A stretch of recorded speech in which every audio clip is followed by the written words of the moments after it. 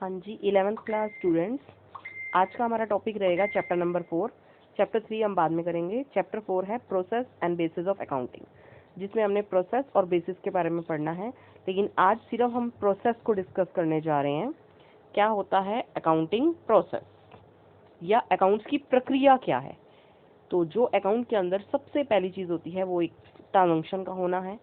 Transaction के होने से लेकर फाइनल कहाँ तक हम जाते हैं वो आता है इसके प्रोसेस के अंदर। ठीक है, तो अकाउंटिंग जो है वो आपकी स्टार्ट कैसे होती है, प्रोसेस स्टार्ट कैसे होता है, वो स्टार्ट होता है आपका origin and identification of business transaction. सबसे पहला काम ये है कि बिजनेस की ट्रांजैक्शंस को आइडेंटिफाई करना। ठीक है, आइडेंटिफाई करने का मतलब ये है कि आपने ये देखनी है कि कौन सी ट्रांजैक्शन ऐसी हैं जिनको मनी में मेजर किया जा सकता है, मॉनेटरी टर्म्स में मापा जा सकता है। क्योंकि बिजनेस में कई और इतनी इंपॉर्टेंट ट्रांजैक्शन होती हैं जिनको मनी में मेजर नहीं किया जा सकता है, तो उनको हम छोड़ देते हैं, उनको हम रिकॉर्ड नहीं करते हैं। सबसे पहला काम ये हमारा होता है आइडेंटिफिकेशन ऑफ ट्रांजैक्शन। ठीक है, कि accounting deal with the business transaction which are monetary in nature, जिनको मुद्रा में मापा जा सकता है, और वो जो मुद्रा में नहीं मापी जा सकती हैं उनको हम रिकॉर्ड नहीं करेंगे। तो सबसे पहले हमने इनको क्या करना है, आइडेंटिफाई करना है, इनकी पहचान करनी है। सबसे पहला स्टेप ही यही है, आइडेंटिफाई करना। ठीक है, दूसरी बात इसी के अंदर हम करेंगे कि बिजनेस ट्रांजैक्शन को अब जब रिकॉर्ड करेंगे तो ज़रूरी होती है कि जो भी ट्रांजैक्शन आप रिकॉर्ड करना जा रहे हैं उसके लिए आपके पास कुछ एविडेंस हो। एविडेंस का मतलब होता है प्रूफ। एविडेंस को आप प्रूफ कह सकते हो। ठीक है, आपके पास प्रूफ का होना जरूरी है। हर ट्रांजैक्शन का कुछ प्रमाण हो, प्रमाणित करती हो कोई ऐसी चीज कि हाँ सचमुच में ये ट्रांजैक्शन हुई थी। उसके लिए आपके पास एप्रोप्रिएट डॉक्यूमेंट का एक एप्रोप्रिएट मतलब बिल्कुल सही डॉक्यूमेंट कागज होने चाहिए।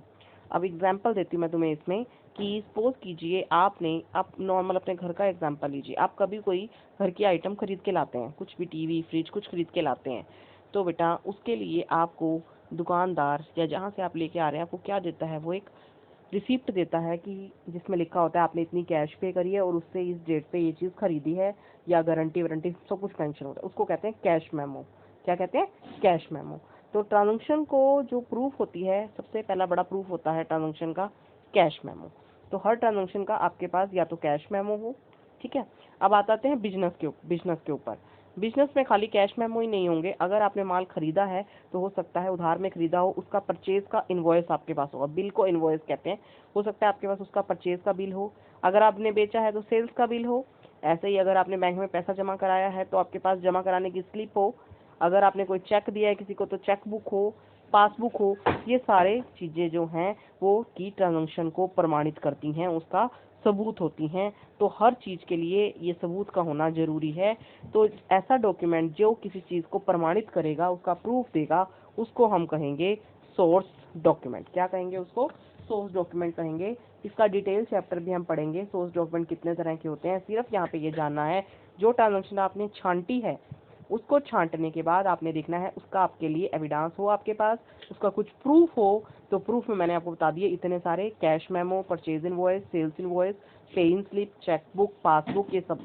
और इस डॉक्यूमेंट्स को हम नाम क्या देते हैं, सोर्स डॉक्यूमेंट का नाम देते हैं। ये हो गया पहला पॉइंट आपका प्रोसेस का। उसके बाद आपका सेकंड पॉइंट है प्रिपरेशन ऑफ वाउचर्स। ये दूसरा है। अब देखिए सोर्स डॉक्यूमेंट, अब किसी हो सकता है एक बिजनेस में 100 जगह से ट्रांजैक्शन हुई है, किसी ट्रांजैक्शन का आपके पास कैश मेमो है, किसी का परचेज इनवॉइस है, किसी का सेल्स इनवॉइस है। अब इतने सारे हैं अलग अलग कंसर्न्स के, सब अलग अलग कागज के साइज हैं, सब अलग अलग डेट पे हैं। अब आप क्या करेंगे, जो कंसर्न है सबसे पहले इन सोर्स डॉक्यूमेंट के बेस पे इनको वाउचर्स में एंटर करेगी। वाउचर क्या होता है, वाउचर क्या होता है, वाउचर हर बिजनेस या हर फर्म अपना छपवाती है अपने नाम से। तो हर सोर्स डॉक्यूमेंट को उस वाउचर पे उतारा जाएगा। ठीक है, तो वाउचर को देख के ही फिर आगे हम बुक ऑफ ओरिजिनल एंट्री में जो पहली बुक होगी उसमें एंट्री करेंगे। तो बताया भी है वाउचर जो है हर फर्म अपना सेपरेटली प्रिंट करवाती है। ठीक है, देखिए अब सेकंड पेज पे देखिए आप, अपने नाम से छपता है, एक सेपरेट वाउचर होता है हर ट्रांजैक्शन के लिए।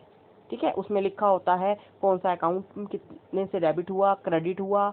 और एक चीज और, ये वाउचर तैयार तो कर लेंगे हम, सोर्स डॉक्यूमेंट को देख के, उस वाउचर के साथ उस सोर्स डॉक्यूमेंट को जिसका वाउचर ना रहे उसको क्या कर लेंगे, अटैच भी कर देना होता है। फिर उनको नंबर दे के, एक सीरियल नंबर दे के उनको एक फाइल में लगा दिया जाता है। ये सेकंड स्टेप है, ठीक है। क्रोनोलॉजिकल ऑर्डर में लगाया जाता है। क्रोनोलॉजिकल होता है लाइन वाइज, जो ट्रांजैक्शन पहले हुई है उसको पहले नंबर पे लगाया जाएगा, जो दूसरे नंबर पे हुई है उसको दूसरे ऑर्डर में लगाया जाएगा। उसके बाद आपका थर्ड स्टेप क्या है, थर्ड स्टेप है, अब आपने वाउचर भी तैयार कर लिए हैं सोर्स डॉक्यूमेंट को देख के। अब अगले स्टेप में आप क्या करेंगे, अगले स्टेप में आप उनको बुक ऑफ ओरिजिनल एंट्री में आपने एंट्री करनी है, बुक्स ऑफ ओरिजिनल एंट्री, ठीक है। Recording in books of original entry की बुक में एंट्री करनी है। मैंने आपको ये समझाया हुआ है जब अकाउंटिंग साइकिल किया था। सबसे पहले अगर आपका बिजनेस छोटा सा है, थोड़ी सी ट्रांजेक्शन है, तो आपका काम सिर्फ जर्नल में एंट्री करने से चल जाएगा, ठीक है। लेकिन जैसे ही बिजनेस का साइज आपका बड़ा हो जाएगा, आप क्या करेंगे, बिजनेस का साइज बड़ा हो जाएगा तो आपको छोटी छोटी और कई बुक्स आप साथ में बना सकते हैं, हेल्प बुक्स, ठीक है। जैसे परचेज की एंट्री करने के लिए परचेज बुक, सेल्स की एंट्री करने के लिए सेल्स बुक, कैश की एंट्री करने के लिए कैश बुक, ठीक है। तो ये सारी चीजें बनाई जाती है, इनको सब्सिडरी बुक्स का नाम दिया जाता है, ठीक है। तो उसके बाद सब्सिडरी बुक बनाने के बाद फिर अगले स्टेप में हम जाएंगे, क्लासिफिकेशन करेंगे हम ट्रांजैक्शंस की।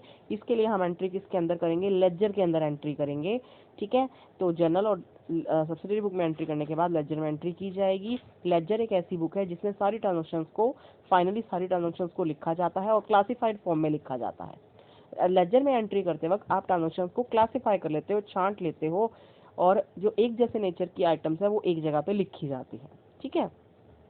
और लेजर जो है, लेजर के अंदर सेपरेट अकाउंट खोले जाएंगे हर आदमी के नाम से, हर चीज़ के नाम से, चाहे वो आपका कोई भी आदमी है, चाहे आपका सप्लायर है, चाहे कस्टमर है, हर किसी के अलग अलग अकाउंट होंगे। ऐसे ही एसेट्स में सभी एसेट्स के अकाउंट खोले जाएंगे, लायबिलिटीज़ में सभी लायबिलिटीज़ के अकाउंट खोले जाएंगे, सभी इनकम्स के अकाउंट अलग अलग खोले जाएंगे, मतलब हर चीज़ का अकाउंट अलग खुलेगा, ठीक है। अब अकाउंट भी खुल गए तो फाइनल लास्ट में हमने क्या करना है, लास्ट स्टेप क्या है, लेजर अकाउंट में जो बैलेंसेस आए उन बैलेंसेस से हम तैयार करेंगे अपना ट्रायल बैलेंस। क्या तैयार करेंगे, ट्रायल बैलेंस तैयार करेंगे। इसको हिंदी में परीक्षा सूची कहा जाता है। इसमें दो तरह के बैलेंस लिखे जाते हैं, डेबिट बैलेंस और क्रेडिट बैलेंस। हर अकाउंट का डेबिट और क्रेडिट बैलेंस इसके अंदर लिखा जाता है, और अगर इसकी डेबिट और क्रेडिट साइड का टोटल मैच हो जाता है, टैली कर जाता है, दैट मीन्स हमने अकाउंट के अंदर कोई भी गलती नहीं करी है शुरू से लेकर आखिर तक। इससे अर्थमेटिकल एक्यूरेसी, गणितीय शुद्धता की जांच हो जाती है, ठीक है। और अगर मैच नहीं होता है तो दैट मीन्स कहीं ना कहीं अकाउंट में कहीं ना कहीं गलती हुई है, चाहे शुरुआत में हुई है चाहे बीच में हुई है, ठीक है। अब जब ट्रायल बैलेंस बन जाता है उसके बाद ट्रायल बैलेंस से बनते हैं फाइनल अकाउंट, जिसको फाइनेंशियल स्टेटमेंट्स या हिंदी में वित्तीय विवरण भी कहा जाता है। इसके अंदर दो मेन चीजें आती हैं, ट्रेडिंग और profit and loss account, trading और profit and loss account, and दूसरी मेन चीज है बैलेंस शीट। ट्रेडिंग और प्रॉफिट एंड लॉस अकाउंट से हमें प्रॉफिट का पता चलता है, प्रॉफिटेबिलिटी का पता चलता है, और बैलेंस शीट से किसी बिजनेस की फाइनेंशियल पोजीशन का पता चलता है। आई थिंक आपको प्रोसेस क्लियर हो गया होगा, ठीक है।